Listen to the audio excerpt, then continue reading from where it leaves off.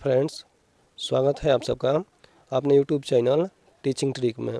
Friends, आज हम लोग सीटेट परीक्षा जो दिसंबर 2024 में हुई थी उनके सीडीपी के प्रश्नों को हल करेंगे, जो हमारे आगामी परीक्षाओं के लिए काफ़ी महत्वपूर्ण है। तो देखिए फ्रेंड्स, प्रश्न संख्या 1 है कि दृष्टिबाधित बच्चों की ज़रूरतों को पूरा करने के लिए सहायक तकनीकी उपकरणों के उदाहरणों में क्या शामिल है। तो इसका आंसर हो जाएगा फ्रेंड्स 3 नंबर, यानी हमारा ऑप्शन ए, बी और सी, ये तीनों की ज़रूरत है और इसलिए ऑप्शन 3 सही होगा। ठीक है। प्रश्न संख्या 2 है कि स्वाधीनता वाले विद्यार्थियों के समावेशन का समर्थन करने के लिए ऐसा उपयुक्त माना जाता है। देखिए इसका आंसर सही हो जाएगा 2, ठोस, शाब्दिक और सुसंगत भाषा का प्रयोग करना चाहिए। अगर आप वीडियो रोककर क्वेश्चन अच्छे से पढ़ना चाहें तो आप देख सकते हैं। हम लोग केवल इसके आंसर पर ही चर्चा करेंगे ताकि वीडियो लंबा ना हो। प्रश्न संख्या 3 है कि कक्षा में प्रतिभाशाली और रचनात्मक बच्चों की ज़रूरतों को पूरा करने के लिए क्या महत्वपूर्ण है। तो इसका आंसर से हो जाएगा 3, उन्हें सीखने की प्रक्रिया में व्यस्त रखें और उनकी दिलचस्पी बनाए रखें। ठीक है फ्रेंड्स। चौथा सवाल है कि कक्षाओं में छात्रों की असफलता से शिक्षिकाओं को किस प्रकार निपटना चाहिए।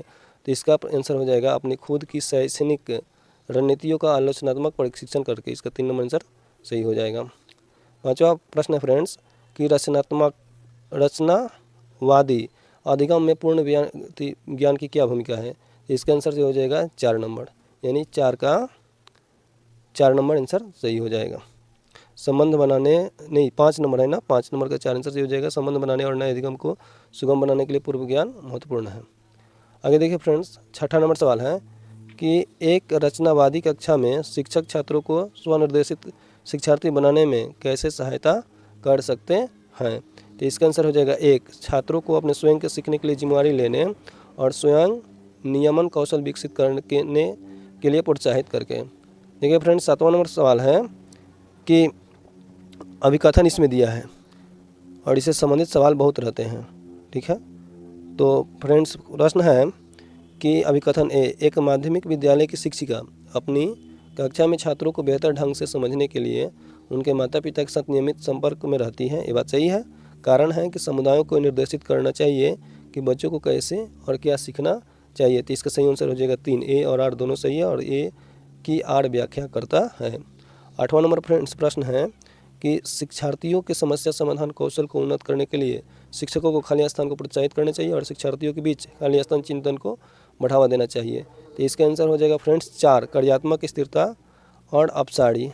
एक में कार्यात्मक स्थिरता होगा, दूसरे में अपसारी।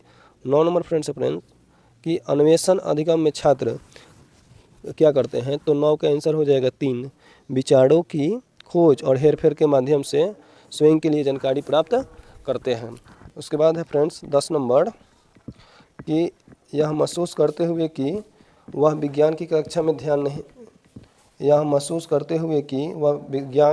ध्यान नहीं दे रहा है, इसलिए वह संप्रदाय को समझने में असमर्थ है। रमेश कक्षा में सबसे आगे बैठने का फैसला करता है ताकि वह ध्यान केंद्रित कर सके। रमेश सीखने की किस रणनीति का उपयोग कर रहा है। तो इसका सही आंसर हो जाएगा अधिसंज्ञान। ठीक है। 11 नंबर पे ध्यान देंगे फ्रेंड्स। 11 नंबर है कि संज्ञान के संदर्भ में भावनाओं के बारे में निम्नलिखित में से कौन सा कथन सही है। तो 11 का आंसर हो जाएगा 1, 11 का आंसर 1 हो जाएगा। भावनाएं संज्ञान के विभिन्न पहलुओं को नियंत्रित करती है, हालांकि इनके प्रभाव की मात्रा और दिशा बहुत से कारकों पर निर्भर करती है। ठीक है। 12 नंबर है शिक्षक छात्रों में आंतरिक प्रेरणा कैसे बढ़ा सकते हैं। तो 12 का आंसर हो जाएगा 2, सीखने का आनंद पैदा करके। 13 नंबर है कि निम्नलिखित में से कौन सा कथन आंतरिक और बाह्य प्रेरणा के बीच संबंध का सही वर्णन करता है। तो इसका आंसर ए हो जाएगा सही। आप लोग वीडियो रोककर क्वेश्चन पढ़ लीजिएगा, हम जल्दी बता रहे हैं ताकि वीडियो लंबा ना हो जाए। ठीक है। उसका अगला प्रश्न है फ्रेंड्स, इसकी नंबरिंग है 14 नंबर। उन बच्चों के में अकादमिक प्रदर्शन और बौद्धिक क्षमताओं में धीरे धीरे सुधार आता है जो वंचित परिवेशों को छोड़कर समृद्ध परिवेशों में प्रवेश करते हैं। उपयुक्त तर्क मुख्य रूप से विकास की निम्नलिखित में से किस बहस की ओर इशारा करता है। तो इसका आंसर हो जाएगा फ्रेंड्स 1 नंबर, 14 का 1। उसके बाद 15 है, अभिकथन पढ़ना है, आप पढ़ लीजिएगा, इसका हम आंसर बता देते हैं। इसका आंसर हो जाएगा 3, 15 का आंसर हो जाएगा 3। ठीक है। 16 है निम्नलिखित में से कौन सा कारक जिन पियाजे द्वारा प्रस्तावित संज्ञान में परिवर्तन करके वाले कारकों में से नहीं है? 16 का आंसर हो जाएगा 1 सांस्कृतिक उपकरण। 17 है, ये भी कथन पढ़ने वाला है, आप पढ़ लीजिएगा, इसका आंसर हम बता देते हैं। 17 का आंसर हो जाएगा 1, ये सही है और आर गलत है। ठीक है, 18 देखते हैं।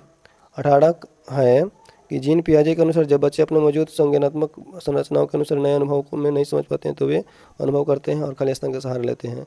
तो इसका आंसर हो जाएगा 3 संतुलन और अनुकूलन। 19 का आंसर हो जाएगा 4। आपको जहाँ जी पियाजे बच्चों को खाली स्थान से देखते हैं वहीं वास्तविक बच्चों को खाली स्थान से देखते हैं, तो बच्चों के सक्रिय हेरफेर कर्ता के रूप में और सामाजिक संदर्भ में सक्रिय कर्ता के रूप में देखते हैं। इसका आंसर हो जाएगा 20 है लॉरेंस कोहलबर्ग के सिद्धांत में नैतिक विकास की अवस्था के निर्धारण खाली स्थान के आधार है। तो इसका आंसर हो जाएगा 4 ए और सी।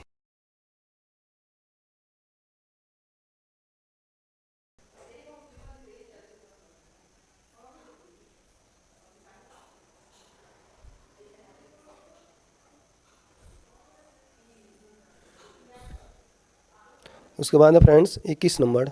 तो लेवाइस्की के अनुसार संज्ञानात्मक विकास में मायने हैं।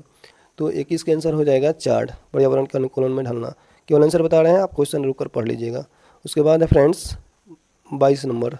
लेवाइस्की के अनुसार शिक्षार्थियों के समीपस्थ विकास के क्षेत्र के माध्यम से प्रगति में मदद करने में खाली स्थान की आवश्यकता होती है। 22 का आंसर हो जाएगा 4 अधिक जानकारी व अन्य के साथ। 23 है हावर्ड गार्डनर ने प्रस्तावित किया कि बुद्धि खाली स्थान। तो 23 का आंसर हो जाएगा 3 को अलग अलग प्रकार से विभाजित किया जा सकता है। 24 है फ्रेंड्स प्रगति शिक्षा क्या है? तो प्रगति शिक्षा 24 का आंसर हो जाएगा 4 शिक्षक के प्रति एक दृष्टिकोण जो व्यक्तिगत शिक्षा और छात्र केंद्रित कक्षाओं पर जोर देती है। 25 नंबर है, ये भी कथन पढ़ना है, इसका आंसर मैं बता देता हूँ। 25 का आंसर हो जाएगा 2। 25 का आंसर 2 हो जाएगा। हाँ 26 नंबर प्रश्न है फ्रेंड्स कि मूल्यांकन, देखिए 26 नंबर है कि मूल्यांकन की प्रवृत्ति खाली स्थान होनी चाहिए और मूल्यांकन कार्य खाली स्थान होना चाहिए। तो इसका सही आंसर हो जाएगा गतिशील और प्रामाणिक। उसके बाद है 27 नंबर फ्रेंड्स, देखिए 27 नंबर में है, इसमें भी अभिकथन चुनना है। तो इसके आंसर मिला देते हैं, आप क्वेश्चन पढ़कर आप समझ लीजिएगा। 27 नंबर का आंसर हो जाएगा 3 ए और आर दोनों सही है तथा ए की आर सही व्याख्या करता है। 28 नंबर है कि निम्नलिखित में से कौन एक ऐसा प्रश्न का उदाहरण है जो छात्रों को विश्लेषणात्मक कौशल को बढ़ावा देता है? तो इसका देखिए ये भी हमको सही लग रहा है, स्तनधारियों ने अपने पर्यावरण को कैसे अनुकूलित किया है, और ये 4 भी आंसर सही है। स्तनधारियों के प्रमुख लक्षणों की व्याख्या कीजिए। इसका निर्भर करता है कि सीटेट कौन से आंसर को मान्यता देता है। फिर 29 नंबर में भी कथन चुनना है, तो इसका आंसर सही हो जाएगा 29 का 2। आप वीडियो रोक कर पढ़ सकते हैं। 30 नंबर है कि व्यक्ति प्रथम भाषा का उपयोग जैसे कि अधिगम अक्षम छात्रों के बजाय अधिगम अक्षमता वाले छात्रों के संबोधन के लिए करता है। तो इसका आंसर हो जाएगा 30 का 4 समावेशन के मानवाधिकार के दृष्टिकोण के रूप में।